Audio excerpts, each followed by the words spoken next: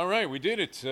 Good to be with you here from Gulfstream Park. Jeff Deforest, SportsStreamNetwork.com, our Friday edition of the program. Missed you guys yesterday. We had all kinds of technical things going on, a big staff meeting, and it was a lot of fun being with you on Wednesday. We'll be with you until about 11:45 today here on SportsStreamNetwork.com. And this is a pleasure because we're here and he's officially present, the great Nando, who runs what would have to be the Gulfstream Park racing version of Kiner's Corner. At least that's the way he looks at it. And he says, yeah, you know what, Def, that flimsy shirt where you keep pumping Tarano cigars, by the way, I have like 4 of these, so just in case anybody was wondering. But constantly putting a name out there. He says, you got to give that up for that cheesy maroon jacket. Was it maroon or brown? Some kind of weird check jacket that Ralph Kiner used to wear. Actually, going back to my early days of degeneracy, I had a bet that I should have lost, but I collected on Ralph Kiner, because few people know that Ralph Kiner led or tied for the National League lead in home runs 7 consecutive seasons. And he was a great ball player. A lot of people just remember him as a bumbling fool there in Kiner's Corner, and he would juxtapose the names of players and then get guys wrong. He'd be talking to Jimmy Carter. He would think it was, some ball player behind the plate, and always get stuff mixed up. But he had like this cheesy jacket all the time, so you wouldn't have figured he just didn't look the part of being a National League home run king. And sure enough, there was one year where he was in the service and the league had cut short the season, and he actually tied for the home run lead in the National League with just 7 home runs. So I showed this to my friend. I said, well, look, you've lost the bet here because we didn't have it. This was predating the internet where you could have just looked it up on your phone and gotten the answer right away. So I'm showing him the numbers there, and I said, well, look, he had 34 home runs this year, led the league, 38 the next year, led the league, and then all of a sudden he had 7. There's no way he could have led the league. And the guy paid me off the wager and said, you're right, Deforest. And then a few years later we looked it up again, and fortunately I didn't have this guy as a friend anymore. But he had led or tied for the National League lead 7 years in a row as the home run king, even though one year he was in a dead heat with another guy at 7 home runs. A lot of stuff going on. We had a good time out here at Gulfstream Park this morning. They have a few things going on that are absolutely fantastic. The Cider Stakes is taking place. They ran the first leg last Saturday. We had touted you onto that, and led to what could be the stuff of which legends are made. I was telling Mike Nyman the story. There was a little bit of a sense of embarrassment with this because you're wondering if this is proper degenerate protocol. As we went to a wine tasting that they had, they were advertising this. It was a $25 affair. I'm not big with wine tastings because you want to just grab somebody that's pouring it by the throat as they give you that little thimbleful and say, oh, this is from the Napa Valley and it's particularly taut. And you're thinking, I just want a glass of wine. I need a drink. I just got to the track, simulcasting everywhere. I have to get myself going. And sure enough, you go there and they got the usual eyedropper going in on a glass of Chardonnay. So I throw the girl a 20. I tell her, just pour me a glass of wine. So sure enough, she does.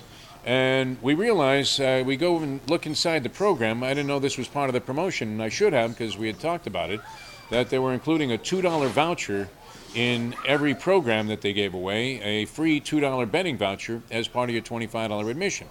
So I hadn't paid the admission. I got some free tickets off our buddy Mike Nyman, who's going to be on later on. He's the marketing director here at Gulfstream Park. And we have my grandchild, baby Liam, here because his step-grandfather, I guess you would call it, works here for Frank Stronach, who owns all of these operations, 8 racetracks, auto parts, whatever you need, Stronach has it. In fact, he's a man with enough wherewithal that he had $30 million to build a statue, if you can imagine. Imagine being the guy that got the call on that, the sculptor. The guy says, hey, I want a statue of Pegasus stepping on a pterodactyl. And the guy goes, hey, you see what I got here on the other end of the phone? The guy wants a lifelike size, 5 times lifelike, a statue of Pegasus stepping on a pterodactyl. And he's thinking, well, what are you going to charge him? He goes, hey, how about $30 million? And the guy goes, okay, let's do it.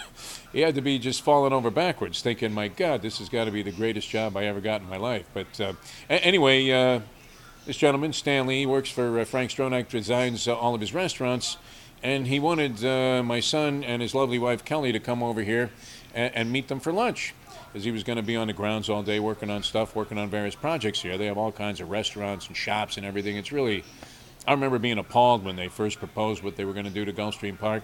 And, of course, the transition has been magnificent. We were all worried when they had this place operating out of tents, and you're thinking they destroyed like one of the fabled stadiums of all time. And this is a sport less inclined to do that sort of thing.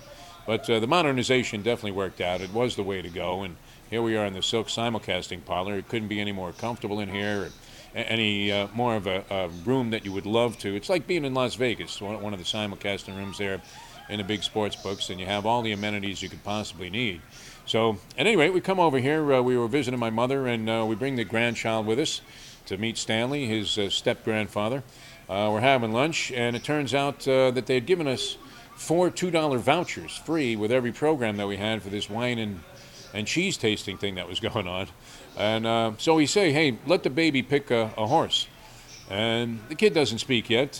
Probably, maybe it's a little bit out of line to force a racing form into his hands. Who knows? The ink could do all kind of things to a baby. But he actually ends up drooling on the 7-horse in the racing form in the upcoming race at Gulfstream Park. We took that as a sign from the gods of gambling that the kid was onto something, and we were hoping beyond hope that he had the degenerate gene instincts that it would take to pick winners.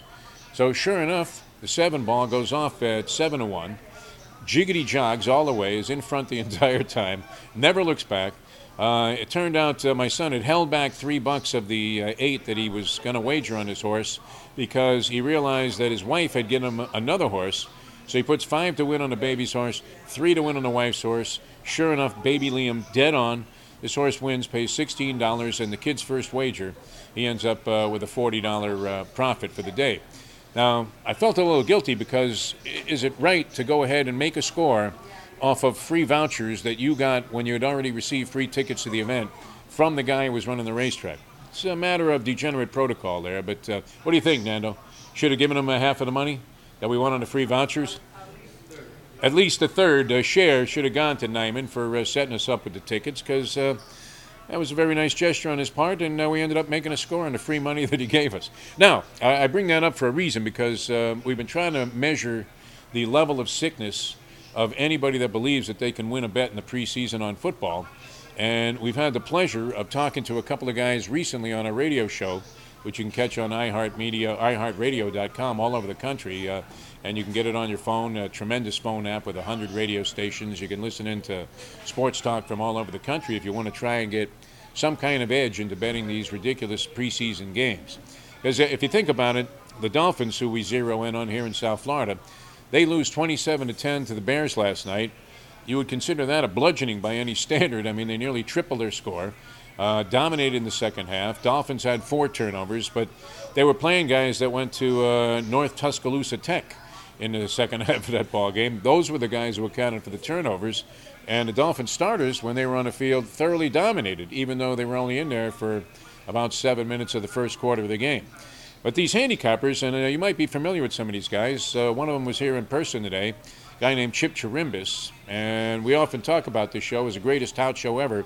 It's a show called Proline, and they were on USA Network when this was a fledgling network. I think the only other thing on there were old episodes of The Twilight Zone and Outer Limits, and sure enough, this handicapping show would come on, and it was great. It was hosted by a guy out of Las Vegas who used to play in the National Football League for the Green Bay Packers. I didn't realize this guy had any kind of pro credentials. I just thought he was a shill for these touts that used to be on Proline. Hosted also by the great Jim Feist, and we've talked about it before. It was the basis, the foundation for the movie Two for the Money, even though that was loosely based on the life of a guy named Brandon Lang, who was not a member of the Proline crew, but did something very similar. And Lee Pete would routinely turn to Chip Chirimbus or Stu Feiner, who also called in on the show today, and on the radio show. And he would turn after going, well, it didn't go so well for so-and-so, but this man is on fire.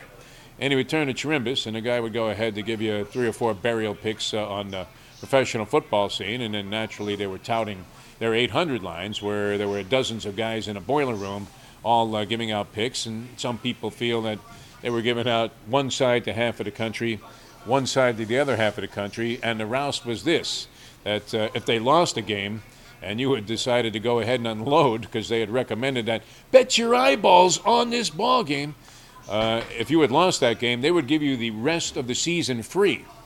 Which, what good does that do you? After all, I mean, if you're getting the rest of the season free, you don't want to get the rest of the season free from a guy that you perceive to be just a stone loser to begin with. Anyway, these guys claim, and without any shadow of a doubt whatsoever, they claim that betting the preseason, and the guy gave a very authoritative case that maybe there was some credibility to this, that betting the preseason is the surest bet that you can get in the National Football League. And they base this on the logic that it's the only time that you would have a pro sporting event where you know that one of the teams is absolutely not trying.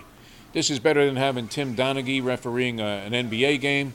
This is better than knowing that the blind boxing judges in Las Vegas, Dwayne Ford, Chuck Giampa, Jerry Roth, same guys, it may as well be what? Stevie Wonder, Jose Feliciano, Helen Keller, scoring the fight.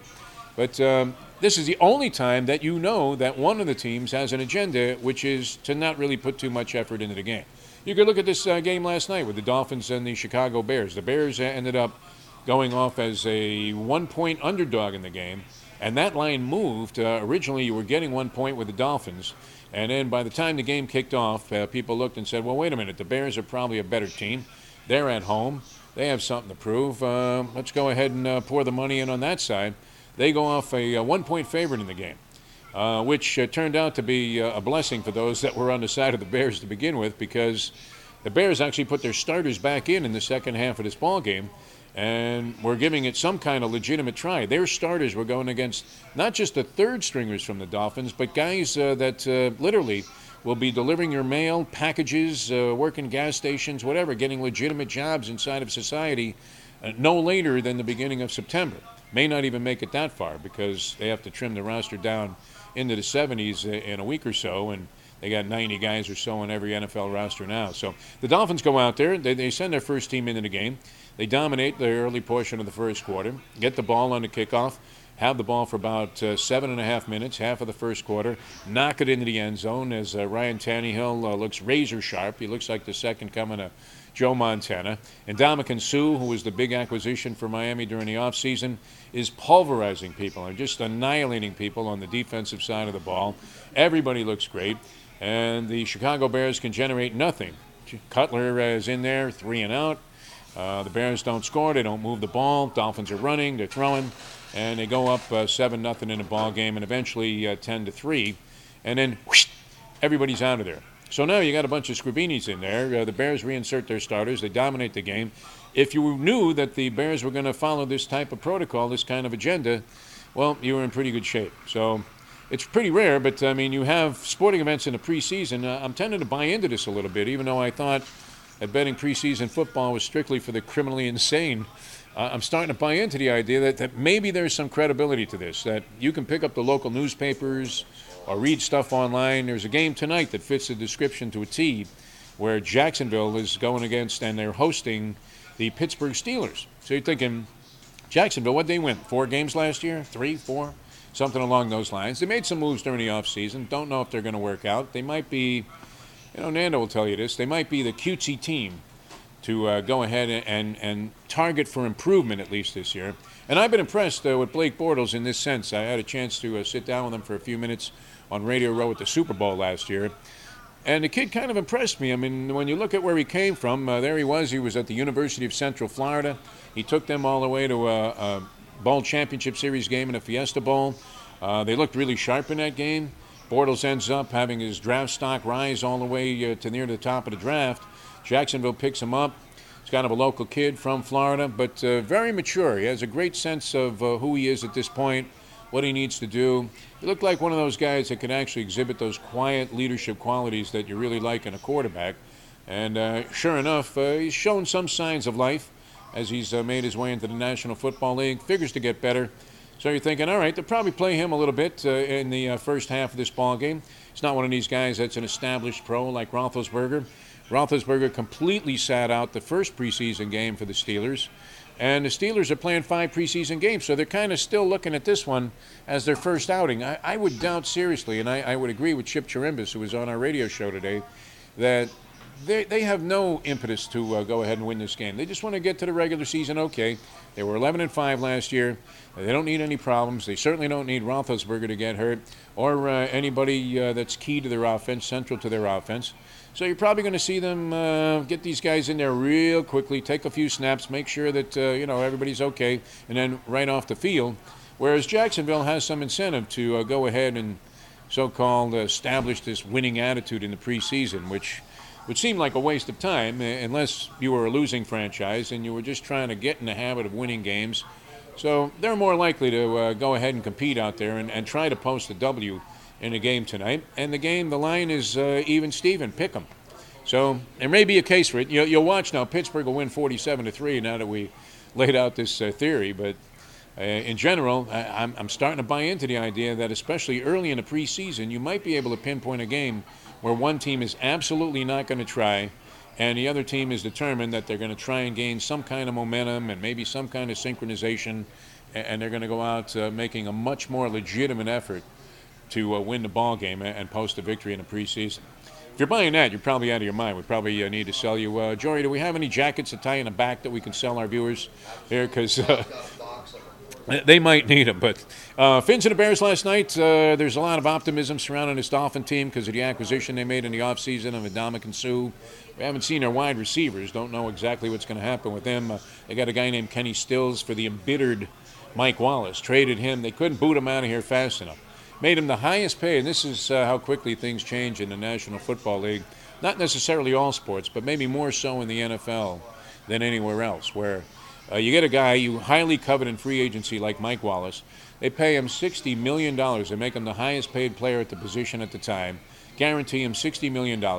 He becomes almost immediately a malcontent. Never is on the same page as the quarterback who they're trying to nurse along there. Ryan Tannehill was extremely inexperienced when he came out of college. Only played 1 year at the position. Comes in, they thrust him right into the starting lineup. Last year, when they acquired Wallace, he had 1 year of experience.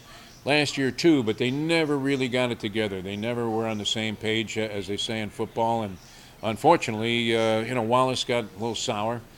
The coach of the Dolphins, not exactly Captain Charisma there, Smoking Joe Philbin. He didn't know how to handle anybody, and he certainly had difficulty handling people that gave him any kind of trouble whatsoever in his first 3 years. You're hoping that changes, but they bring in a guy named Kenny Stills. At first, I thought they were going to acquire Steven Stills for the position, the guy from Crosby, Stills, and Nash. That would have been a mistake. But we didn't know much about Kenny Stills except that he can run a hole in the wind, as they say at the racetrack. He comes in here now, and they have a guy named Devontae Parker they got out of Louisville, who was their first-round draft pick, middle of the first round. Everybody thought that was just a sensational grab, and we haven't seen him play yet. He was injured, had surgery during the offseason. Don't know if he's going to make it. So some of this optimism that we have surrounding the Finns in particular might be misguided, but they surely looked good last night as they went out there in the first quarter, ran it right down the field, looked like they had things intact. Their offensive line has more holes in it than O.J. Simpson's alibi back then when he whacked two people out there in Beverly Hills.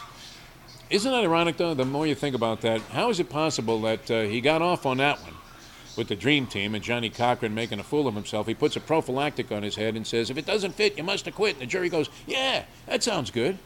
But how is it that he's locked up doing like 9.5 to 30 in some Las Vegas prison, which is probably no joyride, because he tried to steal back a rubber Heisman? It's amazing, right? Goes into the room there. Hey, you guys got guns? Yeah, so they draw him, and next thing you know, they're on the phone to the Palace Station security people, which I have a little issue with the Palace Station because that was the destination I left from when I got married, talking about criminally insane for the second time. And there's a racing tie to that also, and I think Nando knows the story over here, so for you people out there new to the show here on SportsStreamNetwork.com, had it not been for Early Fires, who to this day, the great jockey Early Fires out of Chicago, had it not been for him with his usual tactics on some 6250 plater at Hawthorne, if he doesn't win the last race there that day, I don't have enough money to pay the Elvis impersonator who was going to marry my second wife and me, and I could have changed the course of history and saved myself about $300,000 in a divorce settlement. So to this day, and Early will tell you if you ever see him, he's still in great shape, even though he must be like 75 years old at this point. I think he was riding last week somewhere in China or something. The guy just loves the sport. But he whips and drives this cheap claimer who had coughed up the lead, 17 straight races, keeps him going, just beating the tar out of this horse all through the stretch.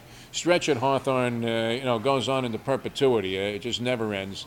And if he doesn't boot this horse home, I don't get married and maybe save myself about $300,000. I'd be a rich man today. I wouldn't have to do 7 jobs just to make ends meet. The other big story, of course, is what's happening with Tom Brady. I think the great thing, that artist rendering, was that the most oddball picture that you've ever seen drawn in your lifetime? Now, this is a woman that does artist renderings in the courtroom. She made Brady look like Ted Turner on Bladder Acid or something. Nobody could have recognized that was Tom Brady from that drawing. Now, she was on all the entertainment shows last night, all over the news. Scott Pelley's grilling her on CBS Evening News, saying, how could you blow this? I mean, how could you screw this up this badly? This looks nothing like Brady. If you showed this picture to 1,000 people, they would never identify it as being Tom Brady. He actually looked like one of the Madoff henchmen who was at his sentencing hearing and, had one of those reactions of, what? 18 years? What, are you kidding me? I mean, he really looked disheveled and out of sorts. So you're watching this picture being drawn, and she was very good. I mean, she had great depictions of other people. Woody Allen, who was in there in some kind of trial situation. Great picture of him in court saying, I didn't know she was 12. Had Bernie Madoff. I mean, money? What money? I didn't take any money. She had perfect depictions of these guys. And when it came to Tom Brady, who you'd think would be a pretty easy subject, right? He's also a guy that you would think she's seen pictures of before. And it just goes to show you, as we assemble this thing to get ready for the show today, never rush the artist. Because when you do, you're going to get negative results. Never rush the artist. Program directors, radio and TV, notorious for that. Hey, hurry up. Can you get that done? It doesn't work. You throw us off our game. And that's what happened in this case, because a woman who you're looking at and thinking, where did she go to art school? What was that, Nando? You would notice. What was that art school they used to advertise on TV? Where they would say, the lady would hold up a stick figure and they would say, hey, look, you can be an artist. Just send us your drawings, and we'll see if you're good enough. And then send us 10 dimes, $10,000. And if you're good enough, we'll take that money and cash your check, and we'll put you into school. And you see the lady, she can barely even draw a stick figure, sends it in, all smiles now. She's got like a display that's at the Louvre where they're taking down Picasso's and Rembrandt's, and they're putting up her paintings now because she went to whatever that was, the Columbia School of Art.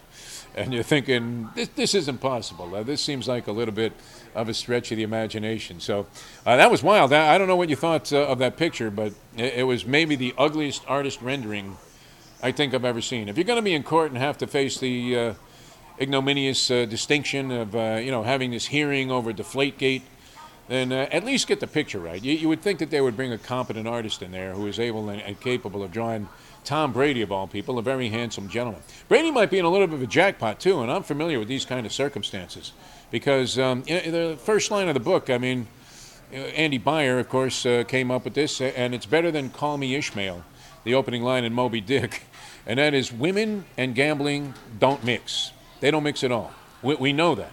And any kind of problem that you can't explain away quickly always is going to get you into a jackpot with your woman. Now, Ben Affleck is running around with this nanny who, my understanding was she had her own television series that she was a part of. But apparently that's not the case, because why would she be moonlighting as a nanny for Ben Affleck unless A, she was having an affair with the guy, or B, she wasn't actually a television star of any merit whatsoever and wasn't making a dime and just needed the money desperately. Who wants to chase somebody else's kids around unless you absolutely have to? Right? It would be your own personal nightmare, especially rich, spoiled kids that were the byproduct of Jennifer Garner and Ben Affleck. Affleck's never home. You would imagine Garner is never around, so she may as well be raising these kids.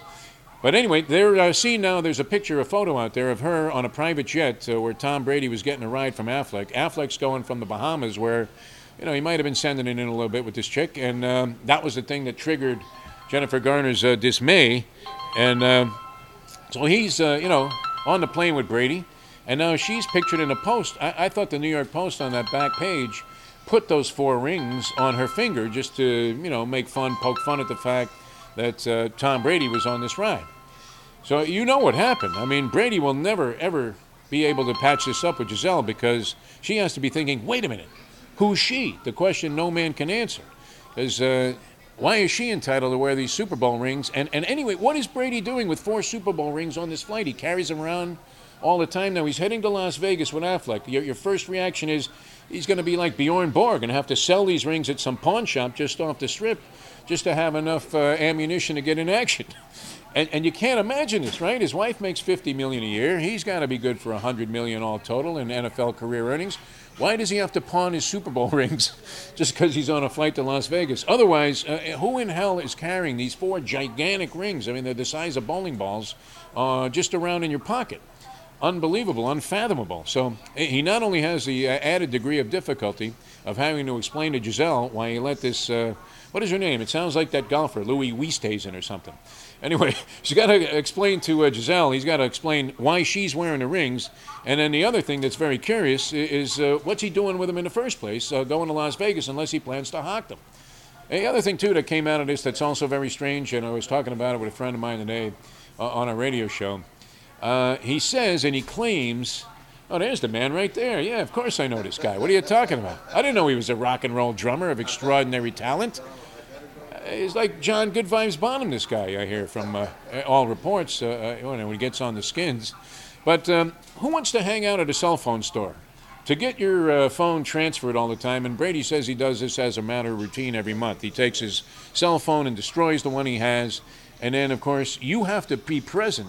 If you're a T-Mobile subscriber or whatever it is, you have to be present at the Sprint place to get your information transferred, or whatever it is that you want to save. Now, you know that Tom Brady is not hanging out there, in some T-Mobile store, and I don't think there are any exceptions. That's one of those things, no exceptions. And so I can't imagine that story has nothing but holes in it also, that he destroyed the cell phone and got a new one, and he does this every month because there's no way he's hanging out at some cell phone store for an hour and a half, which it always takes, plus waiting there like a fool, right? Everybody looks like they're going in to see their shrink when they're waiting around in one of those cell phone stores. And that's right, you never yourself ever even considered doing it. You wouldn't care if your cell phone didn't work anymore. You'd rather just destroy it altogether than go there and have that information transferred. So a lot of fishy stuff going on with Brady. I don't know how he explained this one to Giselle. What's he doing carrying his 4 Super Bowl rings around? And then on top of that, he's still doing the woman, no woman routine with Roger Goodell saying, how can I have known about this? How can I possibly have had anything to do with this when I don't even know who these guys are, even though they've been carrying my bags to the plane and my equipment for the last several years? We're going to take a short break. We'll come back. We got about 15 more minutes here with you on SportsStreamNetwork.com. We're live today from Gulfstream Park, as we are every Friday. Mike Nyman may be along to join us here in just a few minutes, and he is euphoric because his New York Mets look like they're unstoppable right now. We'll take a short time out and come back with more in a moment here on SportsStreamNetwork.com. Highball.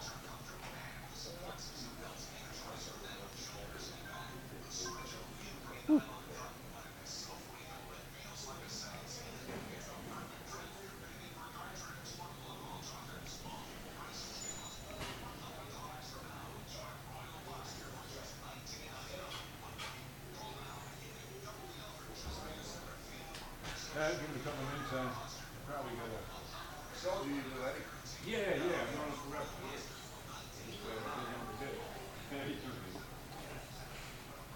Hello, you there? Hello? What's going on? Seagull's out of his mind, right? Where is he? With him? No? I don't know.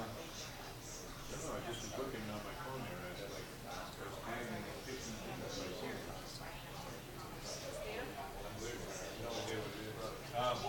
How you doing, man? All right?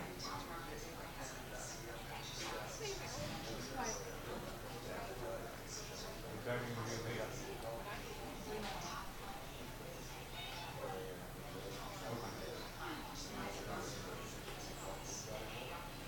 Okay.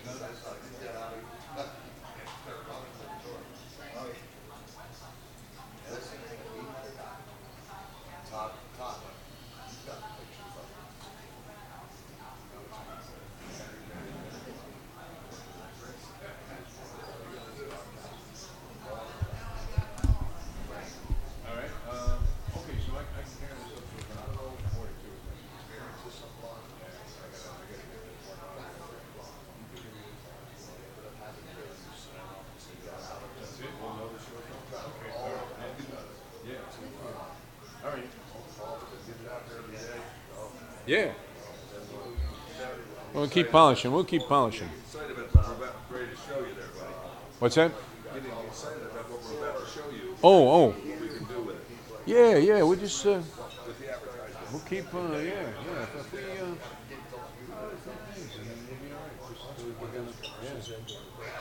Right. It elevates us. Yeah, for sure. Can you show them the picture? Sure. Of the guy I'm talking about? The funky Buddha that night. Who knows that? All right. Whenever you guys are ready, we're ready. Oh, beautiful. Here. You just step into this. It's very informal, that's for sure. By the way, during the break, everything we say is live. Oh, yeah. Oh, great. Okay, so if we condemned you as an audience, I'm sorry. I apologize. I didn't mean that. I'm getting in like Donald Trump-like jackpots here just by opening my mouth here while we're not even on. All right, welcome back to the show, SportsStreamNetwork.com. Jeff Deforest. We're live here at beautiful Gulfstream Park. Just fantastic. I got here at like 5:45 in the morning.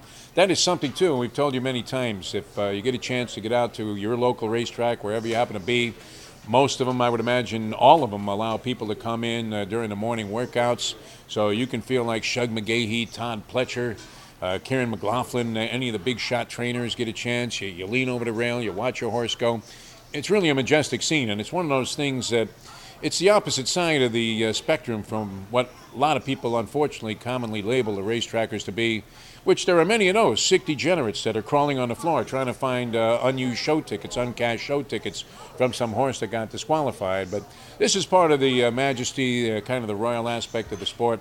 You see what the nuts and bolts are all about. You see how hard the people work on the backstretch, what it takes to actually get a horse ready to compete and campaign on a regular basis. And really the nuts and bolts of the industry takes place in the morning hours. And you can come out here and probably see horses on the track anytime from 5 in the morning, maybe even sooner, until 9:30 or so when they start to go back to the barn and take advantage of the fact that they were able to get their workout in while it was either dark or cool outside, and then get out of some of this, in this case, South Florida heat. All right, a lot of stuff to talk about here on the program. We only have a few minutes left to be with you, but I did want to touch on the PGA tournament. I'm a big fan of the golf majors. I love following the golf majors. And we mentioned many times it's one of the great bets that you could possibly make, because you have a shot there to catch some phenomenal odds. Even the favorites are going off at pretty long prices. And we went ahead and stepped out and made a wager on our favorite golfer in the PGA tournament. He doesn't compete in America all that often. He's not a regular on the PGA Tour.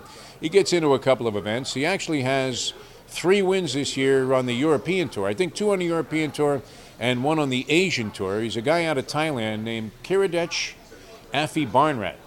Now, when I mention that to some of the people at the track, Barnrat happens to be a euphemism for a guy who works on the backstretch. And one of these salty dog types that's been in the sport their entire life and is inclined to unload on every race if they can scrape together the $2 to make a bet. Yeah, they'll grab a dime and put it in, for a 10-cent super if they have a limited bankroll to that extent. But Afi Barnrat is a guy that I've been following because he's one of the few golfers that absolutely just has flab flowing all over the place. Most of these guys come out of the same mold, don't they?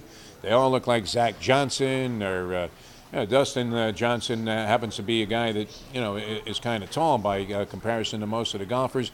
Jordan Spieth, they all look like they came out of the same mold, right? They're about 6 feet tall, maybe 5'10" to 6'1", all weigh under 200 pounds. This guy's got to be 400 pounds if he's an ounce. Kiradech Afi Barnrat. You can Google him, look him up, Wikipedia this guy. But every time I've seen him in an American tournament, which is rare, as I said, but he competes in a few events every year on the PGA Tour or over here in the United States. Every time I see him, the guy is not necessarily in top 10, but he's hovering around. So I look up the odds online of Kiradech Afi Barnrat, and in general, he was mostly part of the field. And sure enough, we find a site where he's 500 to 1. But then you have to wonder, even if you're going to send in $20 to win $10,000, if you win, is that site credible? I'm sure you've had this experience where you finally hit a bet and they come up with some cockamamie way to disqualify you from that victory, and they tell you, oh no, you didn't win. You can't collect off us. Or if you try to find them once they owe you the money, well, you're flat out of luck. They're hiding in the jungle somewhere in Costa Rica with bullets crisscrossed on their chest as if this whole site was being run by, well, maybe even El Chapo. Who's going to challenge El Chapo if he decides, hey, I'm not going to pay you that 10 dimes on your bet on this guy, Affy Barnrat, if he's in the winner's circle, which is about as improbable as anything you could do. But we did take solace in the fact that our guy, our choice, at 500-1, was sitting there only one stroke behind Jordan Spieth, only one stroke behind Rory Mcilroy, and 3 shots ahead of the 14-time Grand Slam winner, big major winner, Tiger Woods. Kiradech Affy Barnrat, check him out. If he makes a move today, you might see us. We won't be needing our good friends at the Rejuve Max Clinic to get a little piece of, log going there.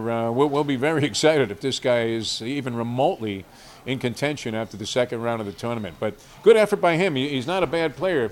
I would imagine he's heard this his whole life, like a lot of people. Hey, if you just shed a few pounds, you would really be dynamite. But he's a one guy that you see looks really bad. Fat guys don't look good in white golf pants. They just don't. And in general, don't look good in that type of, how much polyester do they put in those Nike golf shirts that they're selling with the Tiger Woods logo on it for $150 a pop? Probably a lot, but he doesn't look good in that type of shirt because the guy's got like breasts that are bigger than Morgana and just flab rolling on top of flab, and probably very hard for him to get himself a pair of decent golf slacks. Why is that game played in slacks, by the way? That's the other question you have to ask yourself. What sport is played in dress pants? None, right? Except for golf. So, that begs the magic question, are golfers actually athletes? In this case, if you took a look at this guy, Kiradech Affy Barnrat, he certainly is not. Now, while all that's being said, I'm going to follow this tournament with a great emphasis on seeing who emerges here as the number one guy. The greatest shot I've seen hit yet so far, this Whistling Straits in Wisconsin, the greens are flat out like on the edge of the water with a steep embankment. It's something that not even those sickos over there in England or Ireland could dream up in terms of conditions. Where at the British Open, they don't even get in sand traps. It's like a quicksand trap. The guy just sinks right into the ground as he steps in there, and then you need a rope ladder to climb your way out. Whistling Straits, a difficult course, and Rory Mcilroy is on a par 5. He's hit his third shot into the water. So he pulls a Jean Van de Velde, if you remember from many years ago, where the guy was leading the British Open by 3 shots on the final tee. And this little leprechaun of a caddy who's coming after him with like a 9-iron ready to hit him in the head as if he was Tiger Woods being struck down by Elin Nordegren when she found out that he was having an affair with that kind of smoking hot Rachel Yucatel chick. And she was the hottest of the hot because I saw some of the rest of them. You would think a guy like Tiger Woods could get a better looking babe, no? I don't mean to impugn the integrity of any woman just based on looks alone. But this guy hits his shot out of the water. Remember, Van de Velde, he had a 3-shot lead. He goes and takes a driver out on 18. His caddy's cursing at him, quits right there on the spot, and then he shanks one into a lagoon somewhere. Next thing you know, he's lying 5 in some marsh, and he pulls his pants up, takes his shoes off, and goes in there, tries to hit it out of a moat, and ends up hitting a bad shot. Oddly, he ended up in a playoff, even though he was 3 shots ahead. He could have hit putter 6 times, gotten into the hole, and won the British Open. Never to surface again, this guy, Jean Van de Velde. McIlroy's in the same spot. You're thinking only an idiot would take this shot. He's standing in the muck. He rolls up his pants but keeps his shoes on. Hits, one of the best shots I've ever seen in my life. He hits 2 feet behind the ball. Mud is going flying everywhere. And sure enough, this thing pops right out of there. Lands 10 feet from the cup, and he holds the putt and ends up saving par. So pretty good stuff. And even with all of that great play, still only 1 shot ahead of my man from Thailand, Kiradech Affy Barnrat, a guy that's out there just trying to build a case that the fat man has a position in sports. We got to run to Jory and Todd. We say thanks. Our man here, John Bonham, going to be playing where? Funky Buddha on sports musician stream, no? He's playing at the dive bar. Dive bar, okay, well, even better. We like that. We're on the corner there of like 33rd and Federal A1A. Good stuff. All right, we'll see you again on Monday. Thanks, everybody, for tuning in. Always enjoy being here at Gulfstream Park. And we'll catch you again on Monday at 11 o'clock. The great Jersey Kyle, they should be back in town. A host of many others possibly participating on the show next week. All right, thanks again for you guys who tuned in. We really enjoyed it. And we'll see you next time here on SportsStreamNetwork.com.